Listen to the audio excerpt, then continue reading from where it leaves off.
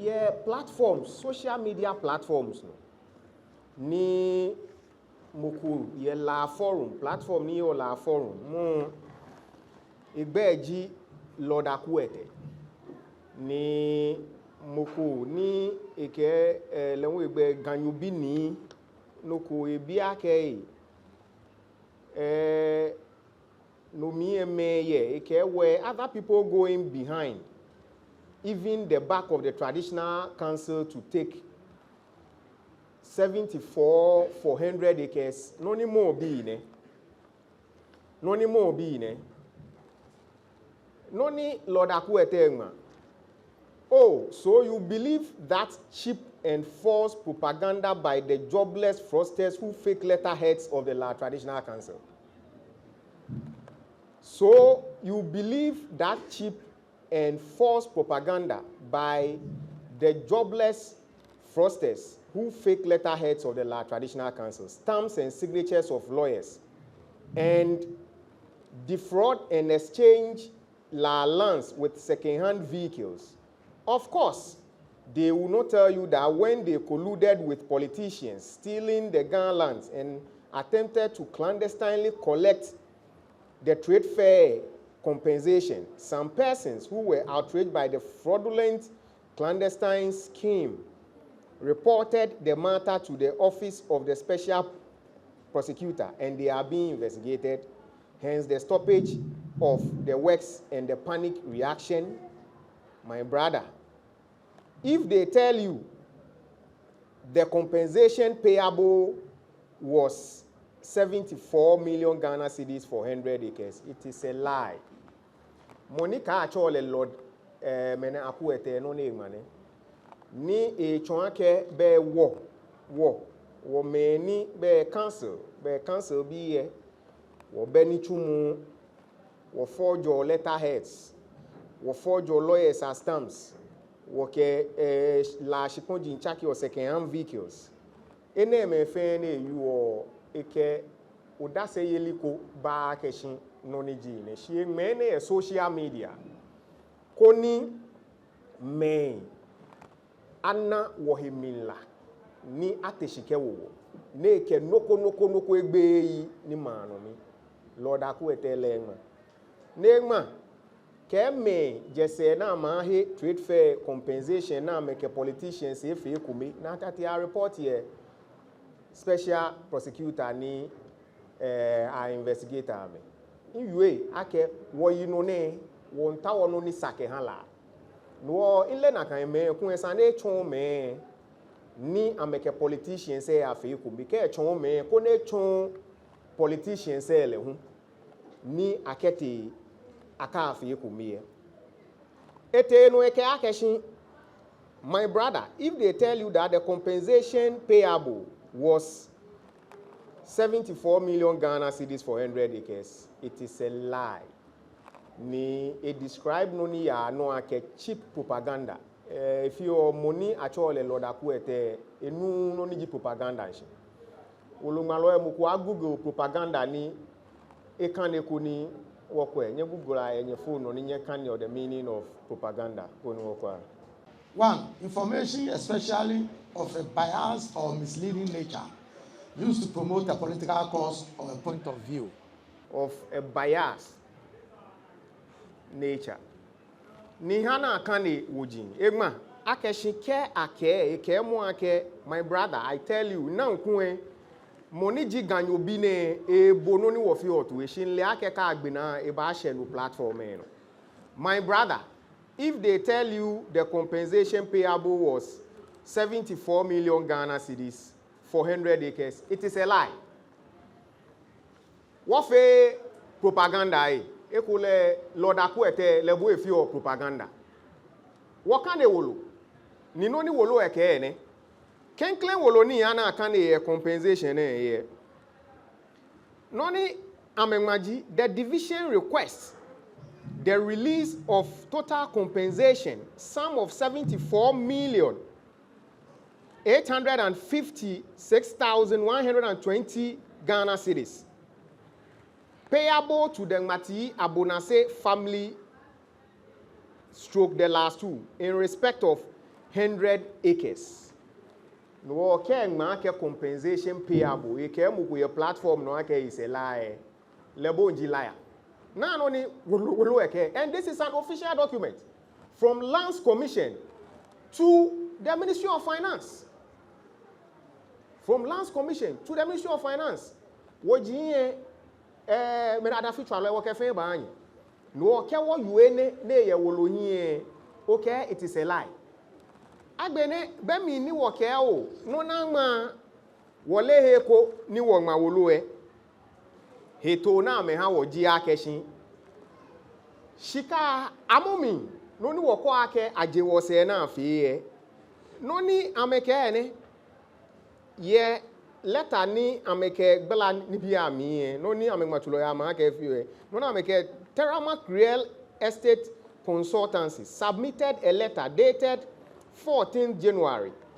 2020 accepting on behalf of its clients Nmati Abonase and the last two the offer of compensation. Nmati image nyele na eku 2020 nyele eku ake mu kon accept compensation. In your traditional council wole eku amecho me enigma official document ne ni mokuke wonfe propaganda no ni amemane acho money accept amete no ameke subsequent to the acceptance of the offer of compensation Terramark Real Estate Consultancy forwarded the Land Valuation Division a letter signed forwarded to the Land Valuation Division a letter signed by Ni Adjei in the second Nmati Abonase Manche and addressed to Terramark Real Estate Consultancy and copied to the acting La Manche, which letter informed the principal consultant of the Terramark Consultancy that as communicated to you much earlier by the lawyers of Nmati Abonase stroke the last two, the check for the joint claimant should be paid into an escrow account at the La Community Bank for subsequent disbursement as agreed by the claimants, while the check for professional fees are paid through you. The record show that Terramark Consultancy negotiated very keenly, both on the basis and the quantum of compensation which was offered and accepted. Keke mukuke wonfe propaganda ni eke ka ke ake compensation payable na chon account mi po na pay mo ke ka ke compensation payable for 74 million is a lie na kan mo lebonji money area no kwale ni ene achon no na echon akeshi me ku me ke amlalo embi alo politicians infin ni achon dum eke clandestine na kai compensation ni woke wo hewo mi ye wo yi no ne pe fan ajo akutu em woke me ya ka te ye no ni ba wo han ni mo fe mo leo mukuke muku efiku tamono ni wie ake wo nto onu ni sahie ke hala ni wo ke po ake agme shikon eke yawo no wo moko choko se akeshi ya na eke me kuma afi na hai mene to moboni nko onyo ke no ko ate no te fi oten we are here trade fair compensation no get wo me ko me bon fanane ni ameje wo se be mi ni akemokochun ni nkeje 2014 2020 egmawolo eke copy acting la manche wole acting la manche na copy ngati hi meji ele ku akele accept 74 million Ghana cedis ni ame sebi ya social media na mama eneme okay ke amegma no ku odase ni yo ye amekeba ni amekawo meadun ni ayue noni bemi ye mai ene agmaye platform ni mo ni ka cho le lord mene akuete ni ka ye man ni buleye ocho o magian cheme frosters ocho o magian cheme jobless manche yele eje ni tumoni jobless wo be ni tumu na me to na me ba cancel ni ameba gbe me ni be ni tumo yi shi ni wota man ni tumo wo tumo ka to gbogbo he na ne fe na ne no ba fa ye oni tumo ye ni tumo ni no mo ko nye ka ke o yi manche wo je ni otun no ba describe wo as jobless fraudsters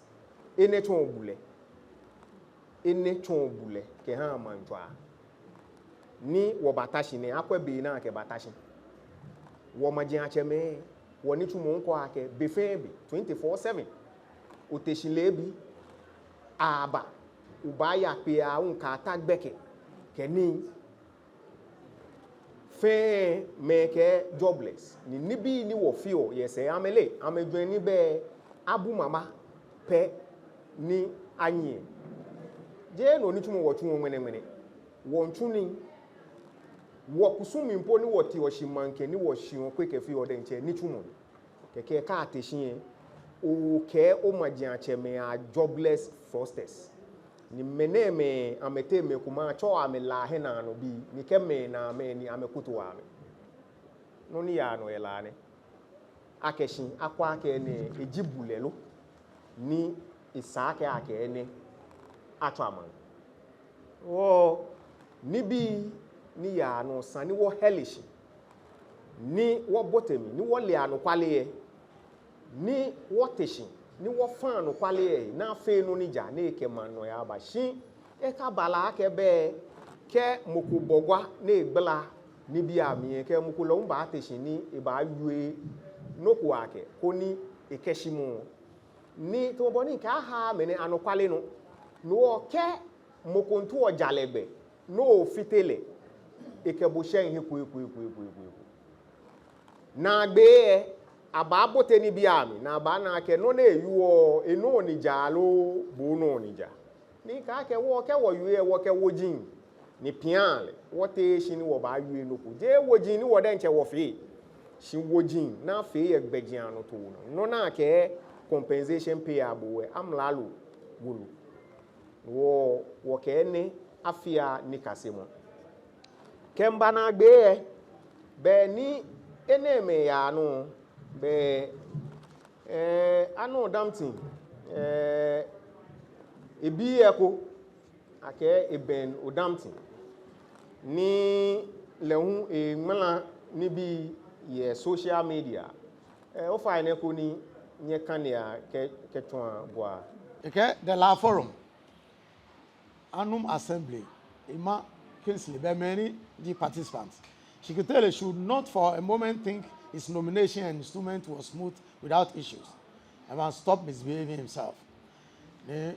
money chanoni egmani nji ebeno damti. The Nmati Abonase Manche is the longest serving member of the La tradition. Well, Eba Kegbe Nashibe Traditional Council. I remember that day very well. Indeed, I had a one-on-one conversation with him to encourage him in his confinement, though his lineage do not ascend to that position. It was a consideration. But hey, I personally understand why his father wept and objected to his installment. He dreaded this day, when his only son will cause embarrassment and shame to Nmati, La, and Gadangwe at large. I remember his first speech at La Manjan, where he issued a warning to citizens. Quoting, okay, the end of it. Okay, the cute old man in the picture, New Manye, from New Kumawe, acted for several years as acting La Shikitele, because Ni Konyadu could not settle on a candidate for nomination as La Shikitele. In addition, after several of his lobby to be confirmed, which Ni Adjei refused, angered him and turned around to give bad counsel to that guy. The reason you see him even at the conference. Then you're in reference to New Oldmania. Think his nomination and instrument was smooth without issues and must stop misbehaving himself. I know damn thing be big. Le e ke Shikitele akeshi sanjin ye eto enwo ebuwe. Ne ke ne from social media. Ni enehi alo enwe na akeshi inana kanso waji kone odamete niji Shikitele no ko ake Shikitele abuwe nibi e kumena ya alepi shi mona cho mo fen mo lele ene maya leten fi ake kenye Shikitele po keje Shikitele yiyo mona cho ise noko ise inoko kenye Shikitele ise noko eteno. I remember that very well. Indeed, I had a one-on-one conversation with him to encourage him in his confinement. Meneke mi yuoni encourage all. Minele. No ewoni ama amale ni okroponke inyada anange anambi ashin anambi. Nka keke ye Shikitele pode nche ibe. Though his lineage do not ascend to that position, though his lineage akebe inje tokwami na ke yo Shikitele ni amameke ame papa atomi be ame papa elekusun eja ake ko ya to mo neje na yo ye olekusun wo be oleni ni ekwa na afa ekusunwe ne ake okropon ake nje heni ayoye hie ka okropon ake ya atomi no ewale ni okropon wale na eke Nmati ime ni wa do okropon hie nje na ayoye nje asiklowe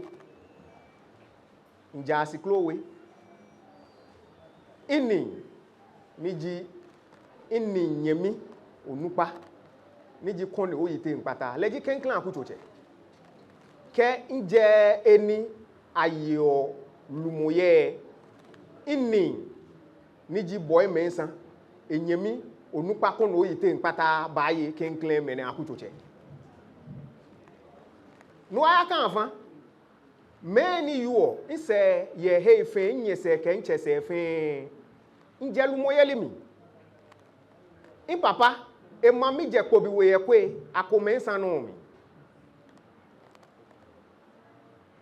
nje kwe lumoyeli tokan mi in papa e mami jeje ko ba odua chen in mami niji anoko na awo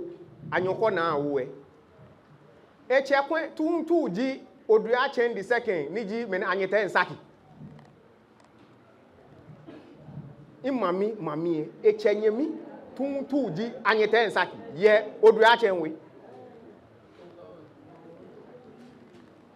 i papa ena niji e papa mami ya kai ye odua chenwe nana kansowa do odua chenwe tuntu nse enyoso njeje nche ka enyese ahun ni Nmati imami kote klana eje kote amlimi ye klana na me yolumu keke bu uba aka keshin nje lineage ni ascendo ye bemi ni inni nyemi nupa agi kenklemu ni ye akuchoche dani mene uche ntu eyele na ni etonele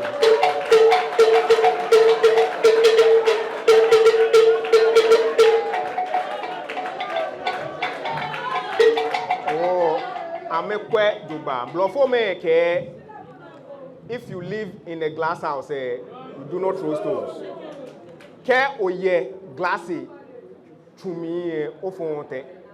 ni amete me kume blofo amecho ni bia kume po reinforced glass ni ye wale ene fragile no ni kete twale no nwe e ba ku ni yite amekwe duba wo ni bi ni ya no ni sani Nmati ime ale bule kenye ye na agba kra no tun akenye kabumo kenye ye na agba ninye ye na agba no tun akenye kabumo ni gbeke bi ateshin ni amenwa no na amesumo ni me ni cho ame la he na no bi ateshin na amenwa no na amesumo ye magin achema ye social media nike anamene me akame mo keke me kumele hu ba keshi o akame afi ekumi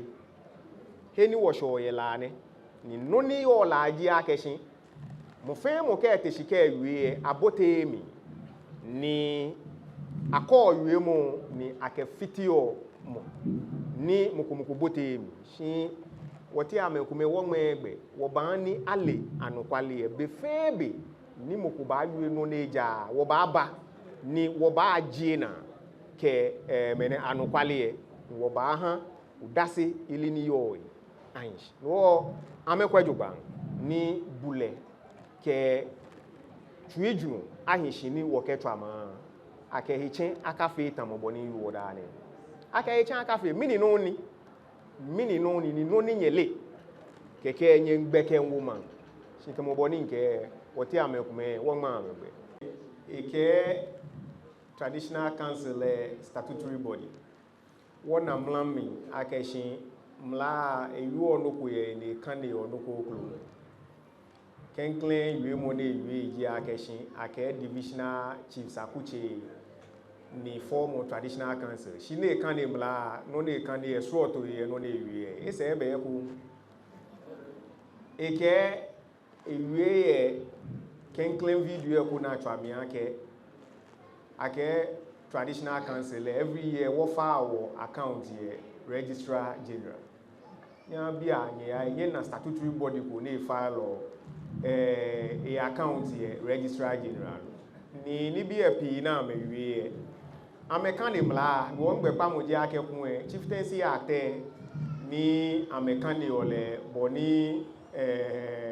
eke amewie mo ya kun sana amechon ene yo ye chieftaincy act alo Ghana mla ko mi aka ke every year traditional council afa am account ye registrar general ni wo file ene me ya ete no eyue shishi je fe ke minute na ne ko ye nchini mi ameke mi nkata Nmati ni nchon ame no ni afi ya bese ye be mi mponi gwani wo bo nchon ko mu no na afi ya akucho nchon boni ni bi ashikan mo yo ke boni wo wotu na yala ake yemla gbe no shi ameke mi nkata Nmati ni nchon no ni afi ya bese shi ama ameke atu Adjei bu ayi ame yemi na atule alo ame ayi batule gen awo no na ame ko ne blofo ba ke flip flopping ayue mu enyo lile ko mi etun enyo ye da lile ko me etun enyo ka ayue na ayue ni mo fe mo na nyenye ke mo ko aka ye nyesani shinye nyenye mo go sani nyenchon mo ni atoye Nmati ni BFA na ji ona ke mi nkele mfoni wo mi ito mi mfoni ebile na egmani social media ije nkusu mfe mo mfoni mi le wa meji ele to mi mfoni ile akebe mi na to le camera belu we wa nyasha ni bona meji o mi no na me ba Adjei no ko na kele nwe to mi mfoni nelu shi amenwi wo na mo boni nke wo kwani wo fe no nija ni wo hishi ya no kwale mi ka ke buwe minute na ne ko ye nchini mi shimbuwe otowe na ne ba Adjei mo ko nchini mi shin la gba ne ewe akeshin ni achewo akewo ake amenofe no ejanu wo hi ame ni wo ke ake wo amemma wulu shin keje na kan wo ba aka akeshin mene aha wo mene o kan fran we bi e ba aka ake aha wo bribe o chan me na kan no gote no eje eche me ni te gbe ni clan na egbe shin eche ni clan na kegbe no ani nko ake ameni bi e na me yu ofin amale tu bon moko ba ke amale son flo amale tu bon ni bi ni be mi ni clan e ya pe e ko ni no na me chon na yu eje na kan Minister wok bala ni bi a minketwon le yem lagbejiano to na. Ne ke le e fawo kuni we a wa fe no ne ke. Ni wo ke ma ke ba. Wote no wo ke ama keshin. Ke a chepo a che me ni kesane e shi me. Ameke no e ke wo fe no e ba fe mi ni prejudicial na no na ameke. Ke sane ye court ni nye ke akunyi afon no ni ahe me no ele fe prejudicial. Shike aya atashina che afan efe ni ye osane emi no enye ke e ba fe prejudicial. Ene me ni ni ye video e ko okropon ke ni bi ni te no mbo Nmati me ke mba wo pe efan no fe ni te no mbo ame ake ene ke ene te shi ama me ye ele no ni ya no Nmati ni ke mimba imba bo Nmati me ete no eke wo ka mete ayue ni injunction ni ano damtin ke fun wo no Adjei eje nko ni abaso e wo yin o chambe na ketele chambe ye cancel amale ye kule hunni ni ani injunction boye injunction ko be ana case ne kete court e loose wo injunction ko be ni le yo injunction amale son floor amale no ani nko akeshin enokwale nsuro anokwale eni se egbeye nwene egbeye mo anokwale ma nye kane he kumeye ruling Adjei bu anyen na eti ruling na ha nye kane wolo ni wonye ne eje saneyeli here tomonum ayu no ma ya no makane eke from the facts before me it is quite clear that while the plaintiff contends that he is already a gazetted chief and the applicants contend that by virtue of the petition before the Traditional Council, which is to the effect that the plaintiff was only nominated to act as the head of the Nmati Abonase quarter, but was never nominated, elected, or installed as a chief of Nmati Abonase quarter. It is quite obvious that the main bone of contention raised in the instant application is the status of the plaintiff. As a matter of fact and law, essentially, this court is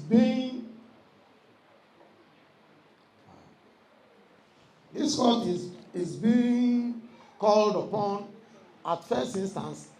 to adjudicate upon the status of Adjei in the second. To my mind, therefore, based on the declaratory relief sought by the plaintiff and the instant application, the sole question that I need to determine is whether or not the substance of the plaintiff's action instituted is effectively a cause or matter, a question or dispute affecting chieftaincy.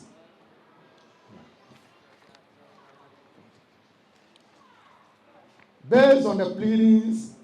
and affidavit evidence, before me, the unimpeachable evidence is that the petition before the Traditional Council was filed in 2014, and therefore the plaintiff herein was aware of same before he filed the present suit in this court. Instead of making out his case before the Judicial Committee, he chose to file the instant action at this forum on the grounds that the petitioners are faceless individuals with a frivolous claim.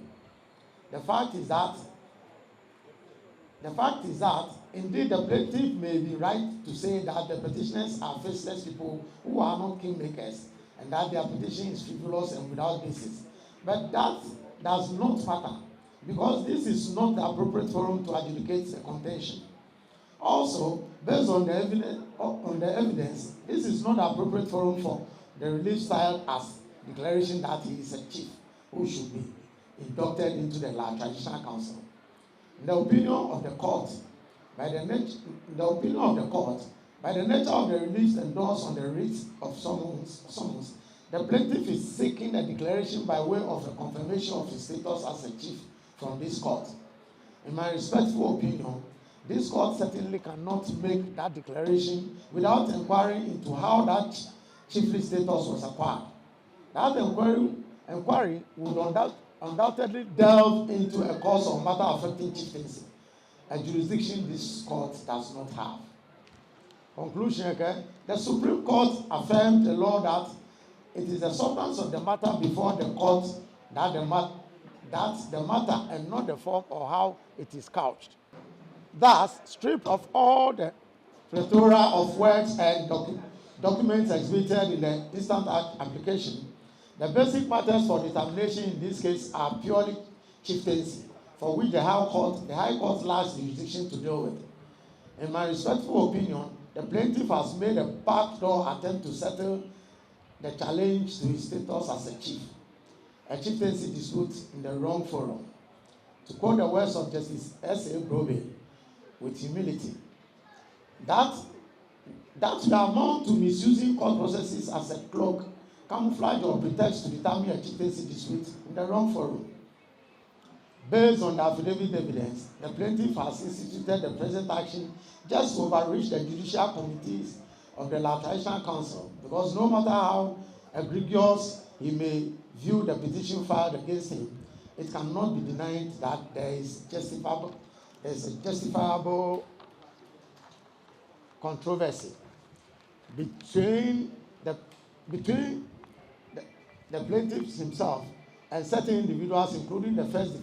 defendant hearing, who have invoked the jurisdiction of the second defendant with respect to a cause or matter affecting chieftaincy.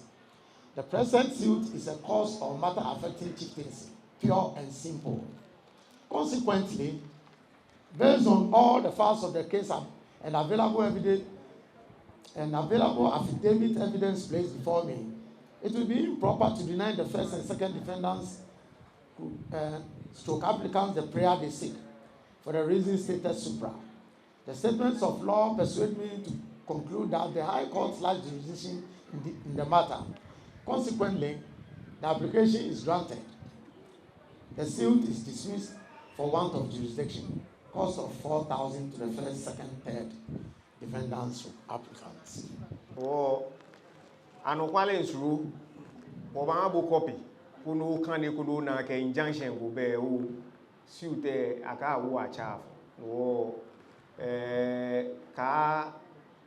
we akeshin injunction ye ni wote wa pafai kuna ke injunction apasashin le akeke injunction go ye mugunyo e apa afa akeshi o momono te ke pasashin ko ni ma fe no na ke mene akafi afi no ye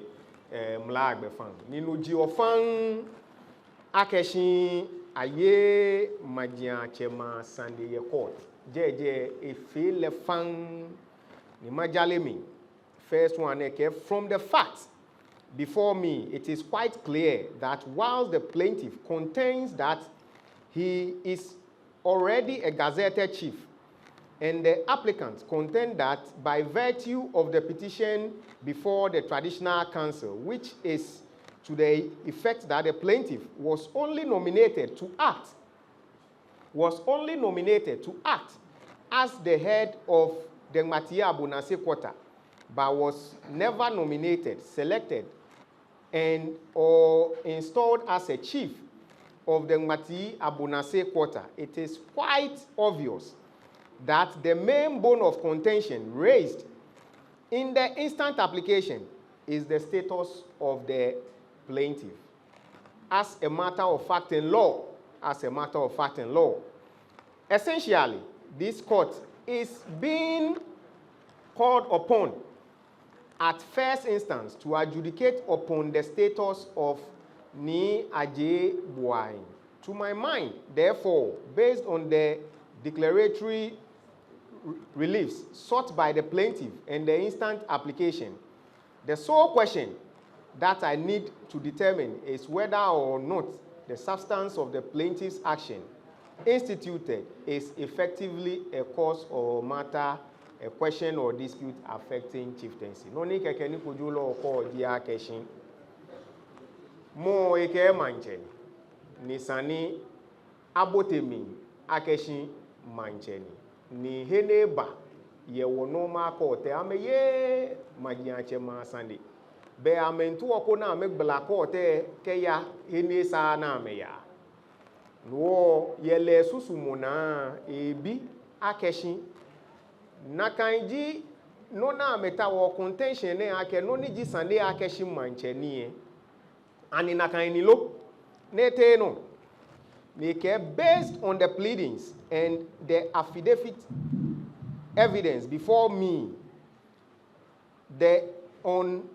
unimpeachable evidence is that the petition before the La Traditional Council was filed, and therefore the plaintiff herein aware of same before he filed the present suit in this court. Instead of making out his case before the Judicial Council, he chose to file the instant action at this forum on the grounds that the petitioners are faceless individuals with a frivolous claim. She onubai na ma metwolumoye ngati ya ama me samale na meti ama ke ekota ke faceless people be many hose ni amena ni she onupa amegbe no ale amefe they are no faceless people ama metalashin no ni Sunday bomoni Sunday yo ebu no no to ko te ni amete no ke the fact is that indeed the plaintiff may be right to say the petitioners are faceless people who are not kingmakers and that their petition is frivolous without basis. But that does not matter because this is not the appropriate forum to adjudicate the contention. Jeje eke jeje ma yo manchema saniye. Ete no. Na be eno ne eke jiake. The Supreme Court affirmed the law that it is the substance of the matter before the court that matter and not the form or how it is couched. Thus, stripping off all the plethora of words and documents exhibited in the instant application, the basic matters for determination in this case are purely chieftaincy, for which the High Court lacks jurisdiction to deal with. Okay? Kweni BFA na kefu enye sani majia chema sani ni court ebe wale. No ene manu miaka ye majia chema sani court. No ano dam tiye ne tiye awule atwashi. Awula atwashi. No kemuku kake injunction goye. Ni wo wati wa akpafa ina Adjei injunction ne oni aindatu wo ninu ewo shini mewo akeshi afi noni wo fe ewo shini wo wume noni wo fe wo me akewe pasa shini nu ele ama me sande de jo chami le ake ache wo pe wo ake wo hana Adjei injunction ko ni wo he me ko me ga wo cancel le ke pe ko na kan ye be je cancel ni mi nke o chami gbe ye ni te na kan gbe wo no ni yo ne wo ke wo wi anokwale ntomo ni nke wo ke wo wi wo pia wo wi mu ke no ni ma anokwale enu mi wo te shini wo ba wi keke ni noku epia wo Nmati Abonase bi ke mambi ke mefen ni na epeshi nyena boni ni bi etele ha akeshin boni mba bogwa ni iwe ake sanjin fonno ayewe mu ike nshimi ni be mi nyena ake menu eji ameku ni wotwa amenu ke wonu nyena akeshin suoto yemi no ni nke kuwe akenke agbene ni bi na ameyu ole nwe eja ka ameyu no koklo nwe amekani no koklo yemlami no ni be mlami amenyu ni bi ekumeye na amele ake traditional council da fi we file o account registrar general na ebe mi na kan mokoke je traditional council members ni ta asande no ye council alo judicial committee na ebe mi na kan mokole unke judicial committee esani eyin judge ni fe ni ebe mi na kan wo ni afele futufutu kotogun suegun ka ke wumi ake ku suemi atwomo le bona aso ni fe ni eku be mi no ni pe ni minta wo na fe jijale ame una ame yo ame ka fe no nija o ame ke ame mama abo aba mono na ni wo kwe na fe no ni dwa no nija ni wo ketwala shi aka fitemu ni abenoku no na adamu kenya fe no ni lele eja no na no yue no ke no ko e ma no mi esole no shije no ni mfeku eke ayue no wo ke ame yesusumu akeshi no ni wo fe ne ame ba eto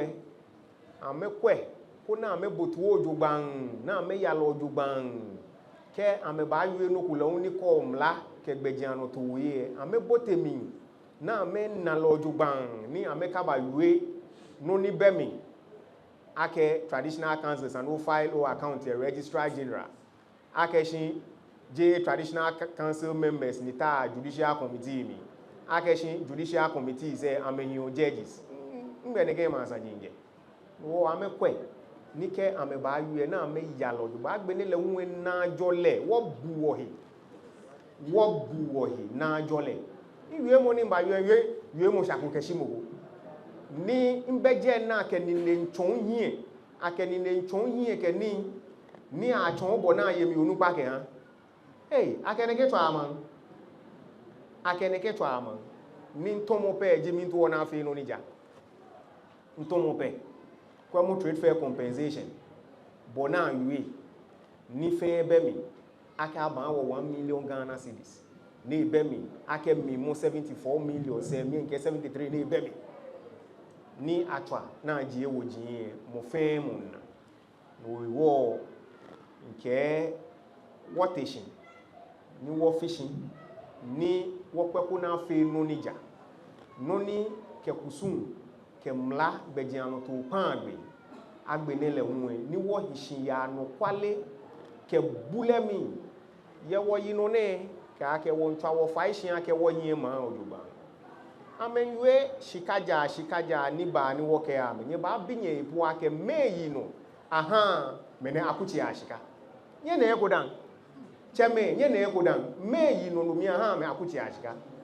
shinwo yi no woto na kan gbejiano ni wo ke wo ye ke ha mo fe mo o mo ko nu no ko nshie ba ni o ba biwo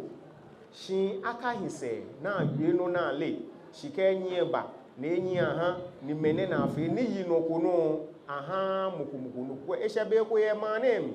ni akuchi ye ni tun shika na ke yi ono mene na ke ole shi eshobe ni ma bu ha akuchi ya shika ni ka te shi ake wokula mo jugba wo yi ma shika no wo ba bu akunta wo ke wo she akunta bu gbe shi akunta mo fe mo ba bu mo fe mo no kwe mani ano shipon o insure na o no fe no kwe akunta o ba bu egu wo je ake wo me ni wo ta cancel ni me ba ake wo bu akunta ni radon twanu manyaba